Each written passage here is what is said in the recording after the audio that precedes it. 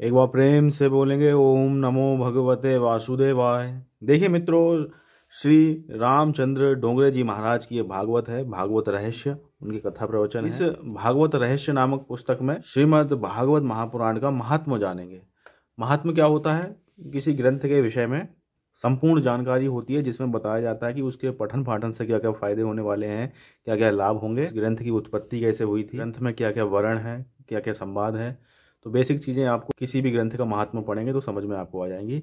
देखिए यहाँ पे श्रीमद् भागवत महापुराण का महात्म्य है। तो देखिए पढ़ते हैं। भगवान के श्री मुख से ब्रह्मा जी के प्रति कथन। तो भगवान श्री हरि विष्णु जी महाराज ब्रह्मा जी के प्रति ये पूरा वृतांत बता रहे हैं, जो कि श्रीमद् भागवत महात्म्य है, जिसमें शुरुआत होती है जग विख्यात श्रीमद् भागवत महापुराण नामक पुराण का प्रतिपादन श्रद्धा युक्त होकर श्रवण करना चाहिए, ये मेरे संतोष का कारण। जो मनुष्य प्रतिदिन भागवत महापुराण का पाठ करता है उसे एक एक अक्षर के उच्चारण के साथ कपिला गौ दान देने का पुण्य प्राप्त होता है। तो देखिए कितनी सर्वोपरि, कितनी बड़ी महिमा बताई गई है कि भागवत महापुराण का जो अगर एक एक अक्षर का भी उच्चारण कर लेता है उसको कपिला गौ के समान पुण्य की प्राप्ति होती है। फिर आगे देखिए, जो प्रतिदिन भागवत के आधे श्लोक या चौथाई श्लोक का पाठ अथवा श्रवण करता है उसे 1000 गोदान का फल मिलता है। और फिर आगे भगवान श्री हरि कह रहे हैं ब्रह्मा जी से कि पुत्र, ब्रह्मा जी को पुत्र करके संबोधित कर रहे हैं कि पुत्र,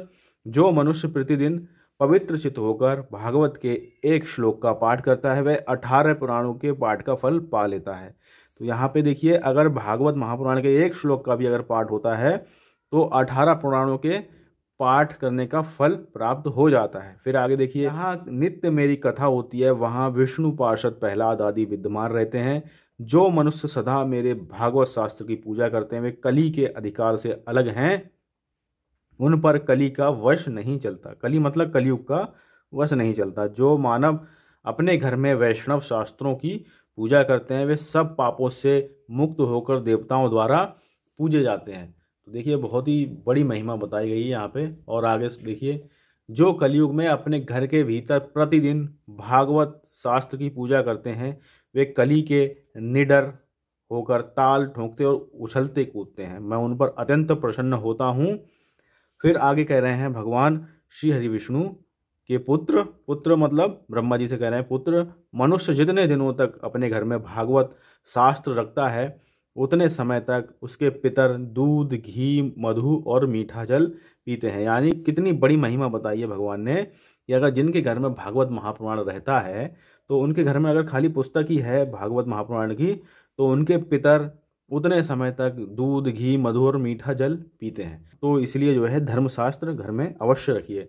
फिर आगे देखिए, जो लोग विष्णु भक्त को भक्ति भाव पूर्वक भागवत शास्त्र समर्पण करते हैं वे हजारों करोड़ कल्पों तक मेरे वैकुंठ धाम में वास करते हैं। यानी यहाँ पे दान की महिमा बताई है कि जो विष्णु भक्त हैं उनके लिए जो है अगर आपके पास इतनी सामर्थ्य है तो उनको भागवत शास्त्र अर्पण करिए, जिससे कि हजारों करोड़ों कल्प तक वैकुंठ धाम में वास मिलेगा। ऐसा देखिए यहाँ पे वर्णन आता है। फिर देखिए, जो लोग सदा अपने घर में भागवत शास्त्र का पूजन करते हैं वे मानो एक कल्प तक के लिए संपूर्ण देवताओं को तृप्त कर देते हैं। यदि अपने घर पर भागवत का आधा श्लोक या चौथाई श्लोक भी रहे तो ये बहुत उत्तम बात है। उसे छोड़कर सैकड़ों और हजारों तरह के अन्य ग्रंथों के संग्रह से भी क्या लाभ है। कलयुग में जिस मनुष्य के घर में भागवत शास्त्र मौजूद नहीं है उसे यम से भी छुटकारा नहीं मिलता है। इस कलयुग में जिसके घर भागवत शास्त्र मौजूद नहीं है उसे कैसे वैष्णव समझा जाए, वह तो चांडाल से भी बढ़कर नीच है। लोकेश ब्रह्मा यानी ब्रह्मा जी से कह रहे हैं श्री हरि विष्णु कि पुत्र, मनुष्य को सदा मुझे भक्ति पूर्वक संतुष्ट करने के लिए अपने सर्वस्व देकर भी वैष्णव शास्त्रों का संग्रह करना चाहिए। कलयुग में जहाँ जहाँ पवित्र भागवत शास्त्र रहता है वहाँ वहाँ सदा ही मैं देवताओं के साथ उपस्थित रहता हूँ। यही नहीं, वहाँ नदी, नद और सरोवर रूप में प्रसिद्ध सभी तीर्थवास करते हैं। संपूर्ण यज्ञ, 7 पुरियाँ और सभी पावन पर्वत वहाँ नित्यवास करते हैं।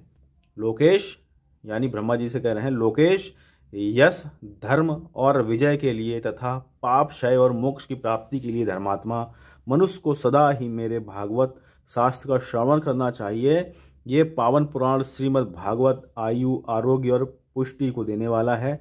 इसका पाठ अथवा श्रवण करने से मनुष्य सब पापों से मुक्त हो जाता है। जो इस उत्तम भागवत को ना तो सुनते हैं और ना सुनकर प्रसन्न होते हैं, उनके स्वामी सदा यमराज ही हैं।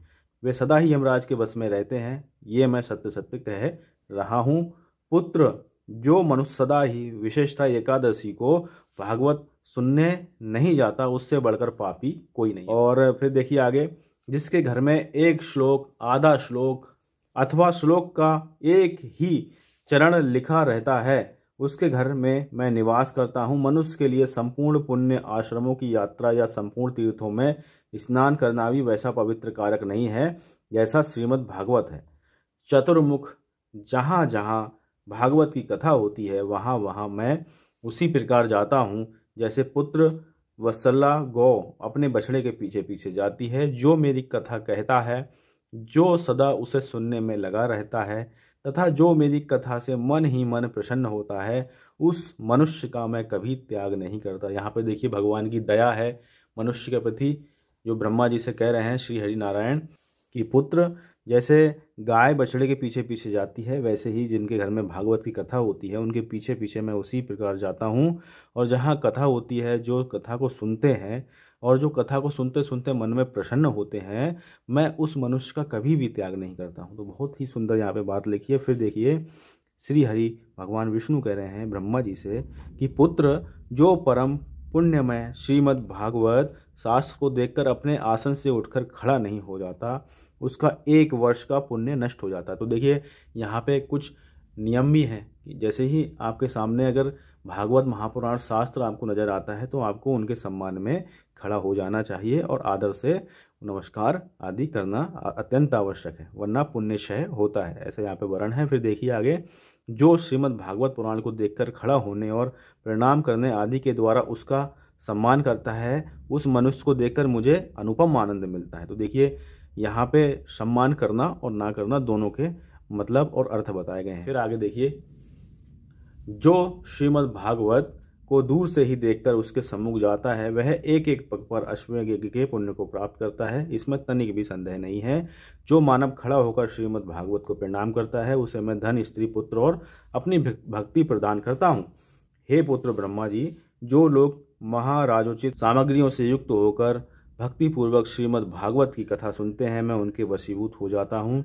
सुव्रत, जो लोग मेरे पर्वों से संबंध रखने वाले सभी उत्सवों में मेरी प्रसन्नता के लिए वस्त्र, आभूषण, पुष्प, धूप और दीप आदि उपहार अर्पण करते हुए परम उत्तम श्रीमद् भागवत पुराण का भक्तिपूर्वक श्रवण करते हैं, वे मुझे उसी प्रकार अपने वश में कर लेते हैं जैसे पतिव्रता स्त्री अपने साधु स्वभाव वाले पति को वश में कर लेती है। तो यहाँ पे आप देखिए 2 पेज का ये श्रीमद् भागवत महापुराण का महत्व यहाँ पे दिया गया है। आप देखिए बहुत सुंदर महात्मा है जो कि हमने आज की वीडियो में पढ़ा। तो ग्रंथ में देखिए बहुत सुंदर सुंदर चीज़ें आपको मिलेंगी। आप कहेंगे तो इसी प्रकार से हम ये जितने भी स्कंद हैं सबको पढ़ के आपको सुनाएंगे। एक एक वीडियो में एक एक स्कंद मैं आपको पढ़ के सुना दूंगा, लेकिन कमेंट आपके कम से कम कुछ लोगों के अवश्य कमेंट आने चाहिए, तब हम इस भागवत महापुराण जो कि श्री रामचंद्र डोंगरे जी महाराज ने कही है, ये हम पूरी आपको पढ़ के सुना देंगे।